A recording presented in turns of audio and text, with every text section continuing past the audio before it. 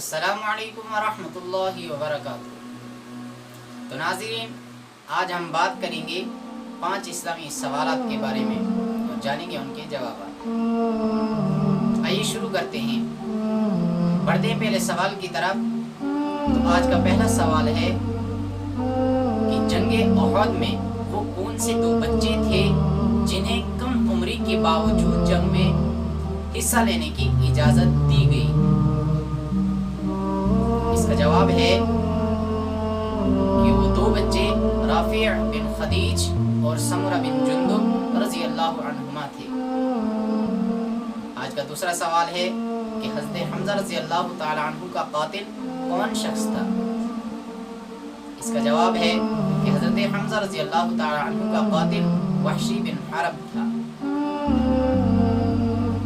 آج کا تیسرا سوال ہے کہ حضرت حمزہ رضی اللہ تعالی عنہ کے کلیجے کو نکال کر کس نے نگلنے کی کوشش کی؟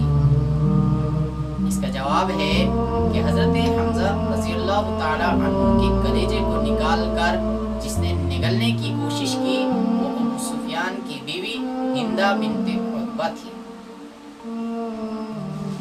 آج کا چوتھا سوال ہے کہ جنگ احد میں آپ صلی اللہ علیہ وسلم نے کتنے ماہر تیر اندازوں کو جبل رمات پر متعین کیا تھا؟ اس کا جواب ہے کہ آپ صلی اللہ علیہ وسلم نے حضرت عبداللہ بن جبیر رضی اللہ تعالی عنہ کو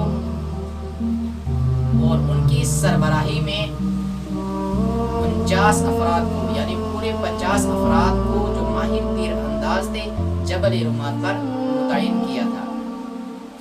آج کا 5واں اور آخری سوال ہے کہ جنگ کا پانسا احد میں کیسے پلٹا؟ جب مسلمانوں کی فتح ہو رہی تھی تو اچانک کفار ان پر غالب کیسے آ گئے؟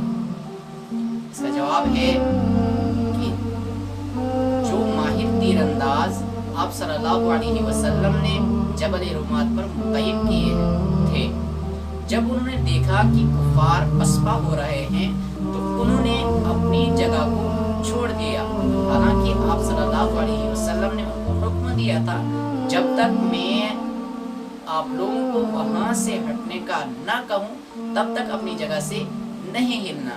لیکن ان صحابہ کرام کو شاید یہ بات ذہن میں نہیں رہی اور انہوں نے سوچا کہ ہماری فتح ہو گئی ہے اور وہ وہاں سے ہٹ گئے، انہوں نے اس جگہ کو چھوڑ دیا۔